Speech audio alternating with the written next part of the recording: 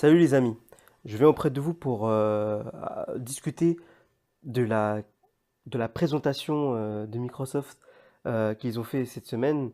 Dans la présentation, ils dévoilaient du logiciel, du hardware pour le début d'année, pour le début de janvier 2017 et la suite. Et je vais plutôt m'attarder sur le hardware avec vous. Et bon, déjà pour vous dire que Microsoft nous a livré une keynote exceptionnelle, enfin même pas exceptionnelle, on va dire juste.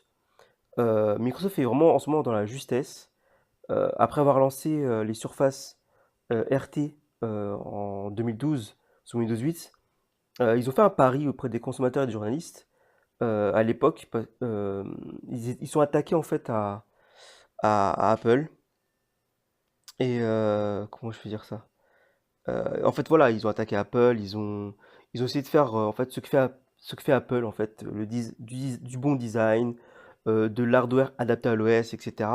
Et à cette époque-là, les gens pensaient que c'était peine perdue parce que c'est vraiment le cœur d'Apple et ils dominaient, enfin ils dominaient à l'époque tout le monde de ce côté-là. Mais là aujourd'hui, en fait, 4 ans plus tard, à un jour près même, Microsoft nous montre enfin tout son travail et l'aboutissement de ce projet.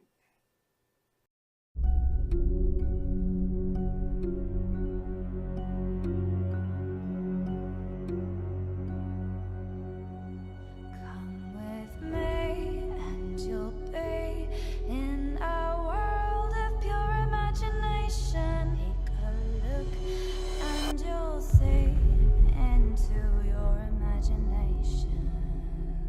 We'll begin with a spin, traveling in a world of my creation. What we'll see will defy explanation.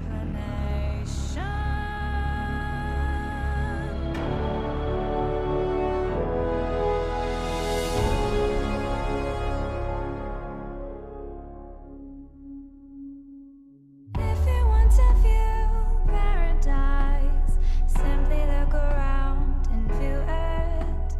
Anything you want to do it.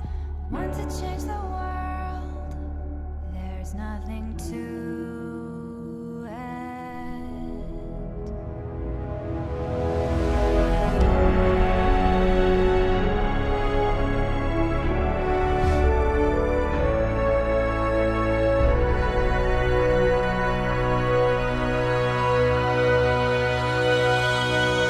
There is no life I know to compare with pure imagination. Living there, you'll be free if you truly wish to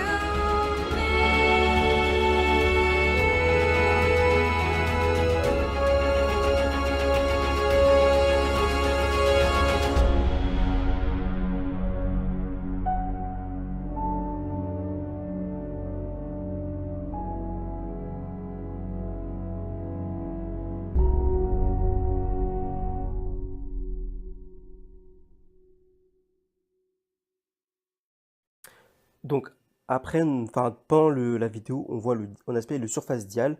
Le Surface Dial est l'objet qui pour moi vraiment bonifie euh, tout le Surface Studio. Et ça me fait, bon, déjà le nom me fait penser au dial qu'il y a dans One Piece, qu'on découvre sur l'île de Scapia, mais bon, ça c'est une parenthèse, c'est vraiment une parenthèse. Donc le dial de Microsoft, c'est un cylindre court qui tourne sur lui-même, euh, et dont on peut aussi appuyer dessus pour accéder à plusieurs menus. Et en fait, le truc, c'est en gros, c'est un objet déporté qui communique en Wi-Fi avec le Surface Studio. Et en gros, vous le prenez, vous pouvez le poser à côté, vous tournez la molette et tout comme on voit sur la vidéo. Vous pouvez faire des choses, enfin, faire du scrolling et tout, je sais pas quoi. Après, si vous dessinez ou vous êtes sur un schéma, vous prenez le dial, vous le posez sur l'écran et c'est là qu'on est en mode waouh! Vous le posez sur l'écran et là, quand vous posez sur l'écran, vous avez un menu contextuel autour. C'est oufissime. Franchement, c'est oufissime. Le panache et l'éclat tapent nos yeux et nos souvenirs, nos rêves de science-fiction s'en voient assouvis par l'existence dans le monde réel d'un objet servant à une fonctionnalité qui facilite la création et l'innovation. La boucle est bouclée, Minority Report. Ça, c'est quelqu'un qui a écrit ça. Je connais quelqu'un qui a écrit ça quand il a vu la vidéo. Voilà, mais voilà, sur le dial, franchement, je trouve que c'est vraiment une vraie innovation de chez Microsoft. Ça fait longtemps qu'on n'a pas vu un, vraiment, enfin, quelque chose de aussi quantitatif en fait et qualitatif. Après, c'est juste une présentation, faudrait voir après en vrai, mais déjà c'est pas mal. Donc cette keynote de Microsoft, enfin cette présentation, c'est pas une keynote, enfin cette présentation de Microsoft, franchement, moi, elle m'a marqué. Bah, pas d'un point de vue émotionnel, mais on va dire que voilà, ça fait longtemps qu'on n'a pas vu une aussi belle présentation de Microsoft en soi. Et cette année, niveau présentation, était assez bof et niais. Là, on a quelque chose vraiment de significatif. Et bah, Microsoft montre bah, qu'il n'est qu'au début de son aventure Surface. Contrairement à Apple qui est en train de s'étouffer avec les iPhones, déjà ils n'arrivent même pas à donner toute la production par rapport aux multitudes de demandes qu'il y a dans le monde entier. Ils n'arrivent même pas à assurer la production. Je ne sais pas comment ils vont faire parce que bientôt on est à Noël. Bientôt rentre la période de Noël en termes de production qui est début novembre. Ça va être une catastrophe. Mais bon, bref. Mais déjà, ce qu'on peut dire, c'est que Microsoft gagne la guerre des keynotes qui a eu lieu cet automne. Guerre entre Apple, Google et Microsoft. Bon, pseudo-guerre, c'est nous qui l'appelons guerre. Mais bon, c'est juste l'enchaînement des présentations et c'est eux qui gagnent hein, cet automne, ceux qui font la meilleure présentation. Et en plus, c'est une grosse surprise par rapport à ceux qu'ils ont présentés. Ils ont bien gardé le secret, contrairement à Apple. Bon, ça, c'est autre chose. Et voilà, enfin, la Surface Studio euh, enfin, montre vraiment toute la technique qu'il y a là-bas à Redmond. Parce qu'il ne faut pas oublier que Microsoft n'est pas basée à Silicon Valley, elle est basée au nord, à Seattle, à côté de Seattle. Donc Microsoft nous fait rêver de nouveau. En moins d'un an, il nous offre deux devices prometteurs. Pour les amateurs de la création et les professionnels, ceux qui veulent de la précision, de la performance, de la perfection, ils nous sortent voilà, le Surface Book et maintenant le Surface Studio. Et avec ce petit son là qui est bien repris, World of Imagination, vous avez tous reconnu, je pense, enfin certains ont reconnu, qui a été vraiment repris par, je sais pas qui chante ça, mais c'était vraiment repris. Microsoft nous donne accès à un monde où la volonté de créer, fabriquer, développer se soumet à notre imagination. C'est pas beau ça? Mais tout ce que je peux dire, c'est déjà, c'est chapeau bas les ingénieurs. On pourrait aussi rajouter que je pense qu'on aura peut-être des sorties alternées. C'est-à-dire qu'on aura enfin, des améliorations quand on va améliorer les ordi portables sur Facebook et les pros. Je sais pas s'ils vont aller jusqu'au 6-7 parce que Pro 5 ça commence à faire beaucoup en termes de chiffres. Peut-être qu'ils vont changer l'appellation Pro, on verra. Ou peut-être qu'ils vont rassembler sur Facebook en deux versions, peut-être sur Facebook Pro. Mais bon, ça c'est long à dire. Alors, je sais pas, mais en tout cas, les améliorations entre les ordi portables, tablettes et le Surface Studio seront, je pense, alternées. C'est-à-dire que si cette année on a la Surface Studio, l'année prochaine, en toute logique, il y aura les Surface Book et les Surface Pro, mais il n'y aura peut-être pas vraiment d'amélioration significative pour le Surface Studio. Et dans 2 ans, etc. En fait, en gros, je pense qu'on aura des vraies sorties tous les 2 ans et ils vont pas faire un truc tous les ans parce que ça le fait pas, ça suit pas et ça leur permet au moins de voir les réponses de Apple, les réponses d'Apple, principalement concurrents parce qu'ils sont pas en concurrence avec les autres constructeurs. On l'a bien remarqué, s'ils font des trucs très très chers, c'est pour pas attaquer justement ces principaux acheteurs de licences que sont tous les constructeurs asiatiques, Asus, Acer, etc. Tous les constructeurs de PC qui mettent du Windows gratuit, achètent la licence Windows. Je pense que beaucoup d'entre vous le savez déjà, mais c'est pour le dire. Donc ils ne peuvent pas faire de produits Ils peuvent pas par exemple vendre le Surface Book à 900 euros.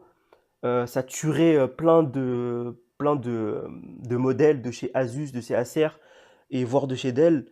Bon, encore Dell, encore ils font aussi des choses excellentes, mais bon, ça tuerait plein de constructeurs et ils pourraient peut-être boycotter Windows parce qu'il faut oublier que la force de Windows, sa vraie force financière, ce sont ses logiciels. Office, il n'y a plus rien à dire. Windows aussi, bon, c'est plus de 80% du parc ordinateur. Donc voilà, Windows gère bien ses clients, ses partenaires. Et je pense qu'il leur montre juste que voilà, vous faites tous les ordi en dessous de 1000 euros, ça vous appartient. Laissez-moi faire de l'haut de gamme et d'ultra haut de gamme. Laissez-moi mener, voilà, niveau PC, que je sois vraiment le leader niveau PC pour, voilà, pour montrer tout ce qu'on peut faire avec Windows 10. parce que je pense que Windows ne veut plus laisser les autres constructeurs un peu enfin, un peu, enfin, faire de la mauvaise pub avec Windows en faisant enfin, en faisant du matos un peu faible juste pour réduire les coûts. Windows dit, ok, vous faites vos ordi comme vous le sentez, mais moi je vais faire du truc très haut de gamme pour montrer toute la puissance de Windows 10. Et qu'est-ce que Windows 10? Et je pense que tout le monde est d'accord. C'est pour ça qu'on peut pas avoir des ordi très peu chers, hein, parce que je pense que beaucoup de constructeurs gueuleraient. Mais bon, mis à part toutes les bonnes choses que je viens de dire par rapport à Microsoft et Surface Studio, j'ai quand même un petit bémol à mettre, enfin une petite réserve. C'est que je parle en ce moment de Surface Studio, mais il n'y a pas encore eu de vrais tests par rapport à Surface Studio. C'est-à-dire que on n'a pas, enfin les journalistes et les youtubeurs qui font de très très bons tests, hein, ça aussi il faut saluer plein de youtubeurs qui font des tests honnêtes, et d'autres journalistes en passant 01net qui font des tests vraiment assez objectifs, hein, vraiment ils truculent la machine. Mais on n'a pas encore eu de tests comme ça. C'est-à-dire que là, pour l'instant, on nous vend du rêve. On dirait limite en fait même un concept pour l'instant parce que ça fait tellement rêver qu'on n'a pas encore cette impression. Enfin, il faut vraiment qu'on l'ait en main, il faut vraiment que les gens l'utilisent pour qu'on vraiment on réalise toute la puissance qu'il y a dans ce PC. Et donc pour l'instant, c'est très beau, mais ça reste encore de la théorie, ça reste que des promesses de Windows. Et bon, après, on sait qu'ils prennent toujours un temps à sortir leurs produits d'octobre. C'est toujours début janvier pour les Américains et pour les Français, il faut attendre fin janvier, enfin vraiment mi-février pour moi avoir le produit se rend sur le marché avec les stocks bien remplis. Donc il faut vraiment attendre que les gens testent parce que une des faiblesses de Microsoft depuis très longtemps que j'ai en tête, c'est les bugs. C'est Windows Bug. Et pour l'instant, Microsoft ne fait pas rentrer, ne nous donne pas cette image d'une marque solide, efficace, stable et comment dire, un peu comme à Apple, quoi. Apple, on sait que même s'ils font pas beaucoup de choses, mais au moins leur force, c'est qu'ils sont euh, déjà assez cohérents un peu à ce qu'ils font, mais surtout ils sont stables, solides. C'est que les produits Apple, ils ne se dégradent pas au cours du temps. C'est-à-dire que ça reste des bons produits pendant encore 4-5 ans. Ce que Microsoft n'arrive pas encore à nous faire montrer cela. Même si moi, je vous dis très clairement, j'ai toujours mon Windows RT hein, depuis. J'utilise toujours, il marche toujours, nickel. Bon, il n'y a plus de mise à jour, il n'y a plus rien. J'utilise juste pour taper sur Office et voilà, regarder quelques vidéos avec une clé USB. Il faut vraiment que je la donne à ma petite sœur pour qu'elle joue avec, parce que là, elle vaut plus rien. Mais c'est quand même un très bon produit. Il a duré longtemps, il marche toujours. Il est tombé par terre plusieurs fois. Donc ils font des bons trucs. Mais il faut que ça rentre dans la tête des gens. Et là, ils sont pas, enfin, ils sont pas encore Microsoft. Ils sont pas encore là-dedans. Et j'attends de voir avec cet objet, qui est très beau. Mais j'attends de voir surtout le tactile. Parce qu'ils n'ont pas le meilleur tactile pour l'instant, Microsoft. D'un point de vue tactile, l'iPad Pro est au-dessus de Microsoft. J'ai du mal à le dire, mais bon, c'est la vérité. L'iPad Pro est beaucoup plus précis dans le tactile avec le stylet que n'est Microsoft. Mais je pense que c'est plutôt du logiciel parce que en termes de calcul de RAM, il y a tout ce qu'il faut, de processeur et de carte graphique. Je pense que c'est d'un point de vue juste algorithmique, en fait, c'est vraiment les logiciels en eux-mêmes. Peut-être que Microsoft laisse les développeurs de logiciels justement avoir le bon, enfin, les bonnes lignes de code pour vraiment avoir beaucoup plus de précision dans l'écriture. Parce que là, de ceux que j'ai vus pour l'instant, des Surface Pro 3 surtout, c'est que bon, c'est précis, hein. Quand vous écrivez vite, c'est précis. Mais quand vous voulez vraiment faire du détail, aller vraiment tout doucement et tout, bon, là, vous voyez que finalement, c'est plus des lignes très très très droites. Voilà, il y a encore, on dirait un tremblement qui a encore, vous voyez encore, en fait, vous voyez le calcul de la machine en fait. Vous voyez les tremblements et tout. Quand vous écrivez tout doucement. Bon, après, ça, c'est des corrections logicielles, c'est des corrections de mise à jour. Mais il faut quand même attendre de voir, est-ce qu'à la sortie en natif, on a un truc excellent d'un point de vue déjà, moi, du stylet, parce que moi, personnellement, cette machine, elle me fait rêver. Et j'ai vraiment envie de l'acheter pour le stylet, pour le côté création et tout, etc. Mais bon, quand on met 3000 € dans un produit, même 2500, mais 1800 €, désolé que si on met en avant le tactile, tout ce qu'on met en avant, on doit y arriver quoi. Si vous nous promettez d'avoir un putain de tactile, il faut que ce soit tactile jusqu'au bout. Il faut pas qu'on ait vraiment ce côté un peu déçu, qu'on ait des petits bugs, qu'on voilà, que à chaque, enfin que partout, enfin que ce soit selon les logiciels qu'on utilise, ben que on ait vraiment une bonne précision ou une moins bonne précision. Ça c'est vraiment dommage, je trouve. Donc j'espère que le tactile, enfin le stylet et le tactile de la machine, bah, c'est la machine qui le calcule de manière précise et il ne faut pas attendre que les logiciels tierces puissent nous le corriger parce que ça sera un peu dommage pour un produit qui commence à 3 000 euros. Enfin, 3 000 dollars, on va dire 3 500 euros. C'est quand même énorme. Même si c'est justifié pour moi, à mon sens, mais ça reste énorme. Donc aujourd'hui, on peut dire que la victoire, elle est à Microsoft. Chez Apple, je pense que vu la présentation de Microsoft, ils ont dû commencer à transpirer. Parce que normalement, je pense que, enfin, comme tout le monde, on pensait ils avaient présenté les iMac et les MacBook Pro, les nouvelles améliorations, parce que ça fait qu'un moment que les iMac aussi, ils n'ont pas vraiment évolué.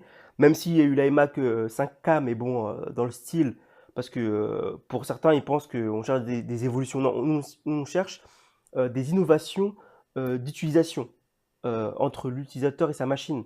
Et pour l'instant, les Mac restent assez anciens. Tout ce qu'on a eu, c'est juste enfin, des améliorations comme ça.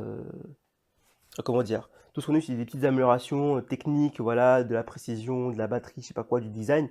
Mais on n'a pas encore eu vraiment comme fait, justement, comme a fait Microsoft là, dans l'utilisation, une innovation.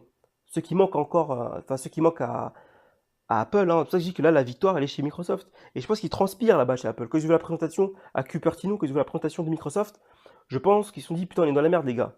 Parce que je pense pas qu'on a un truc aussi équivalent. Et c'est pour ça qu'on n'a pas eu d'iMac à la keynote de Apple.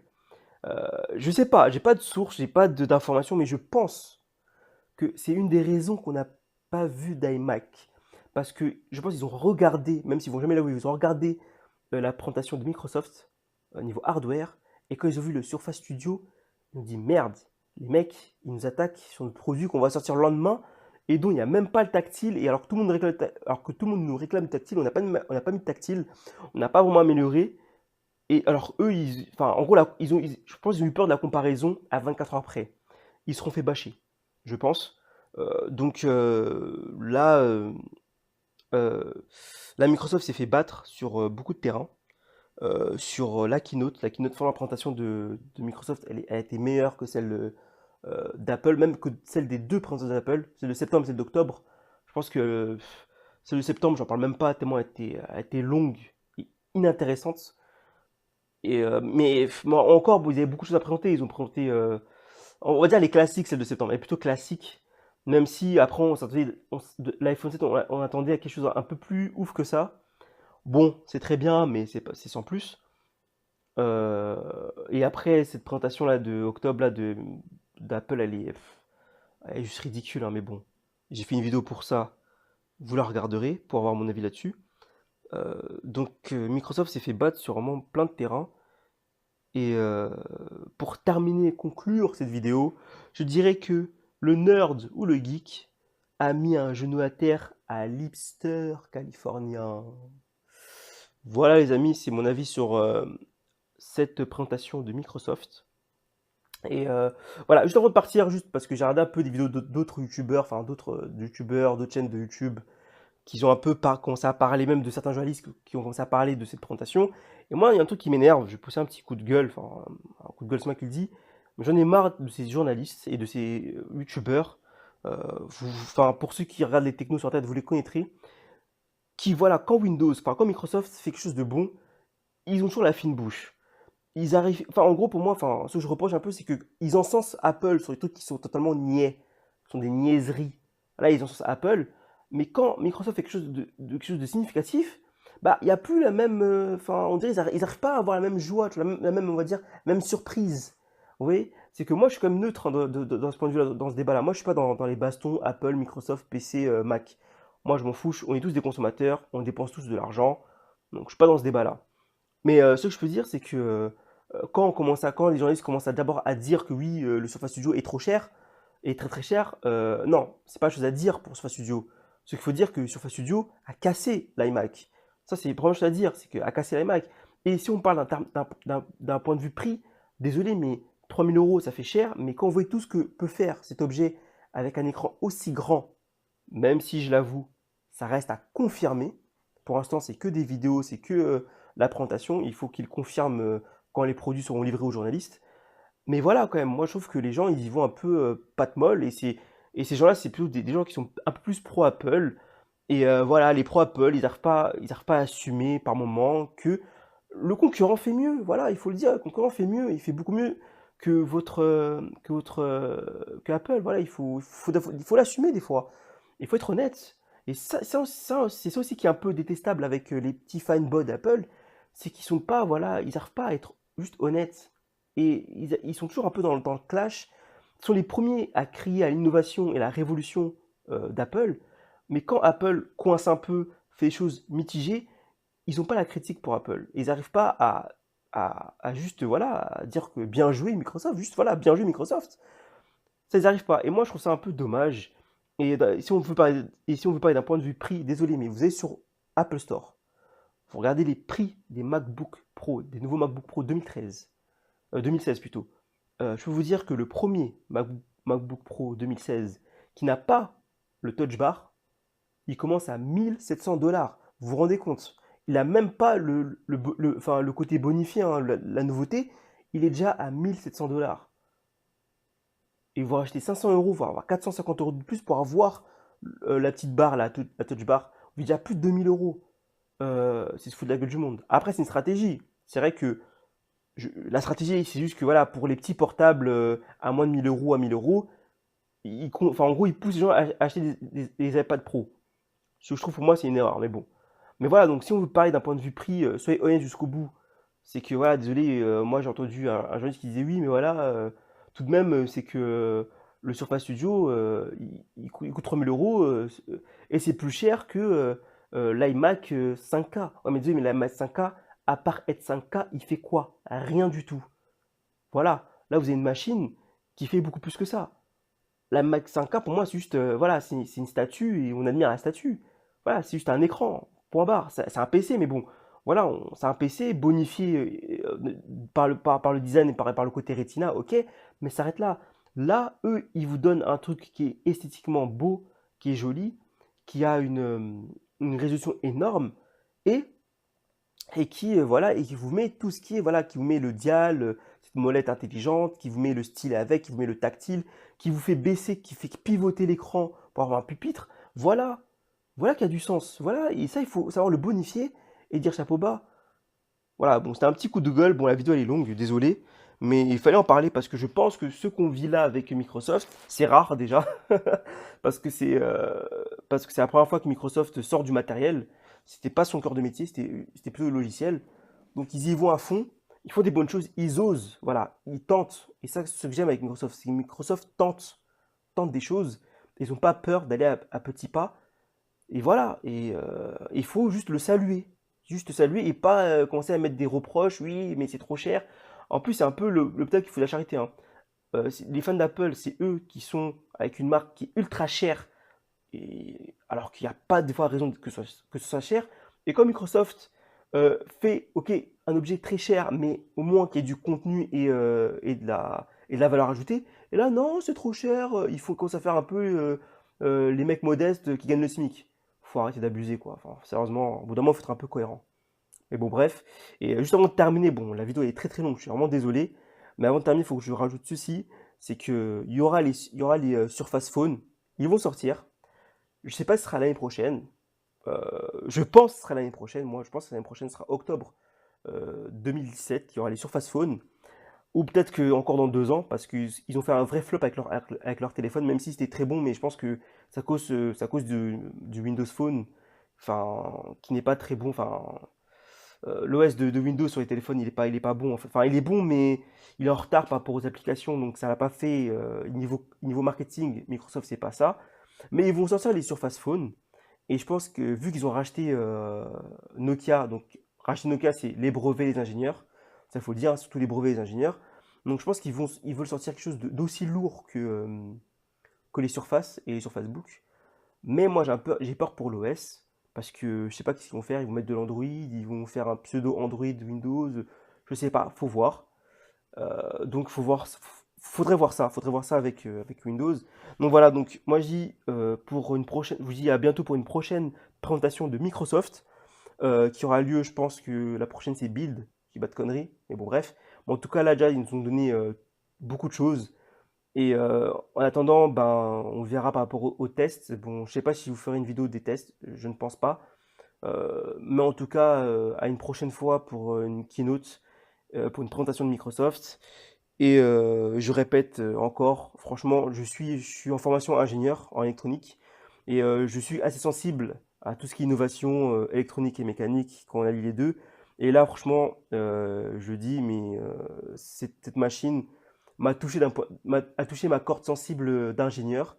Et je dis, franchement, chapeau bas les ingénieurs de Microsoft. Peace.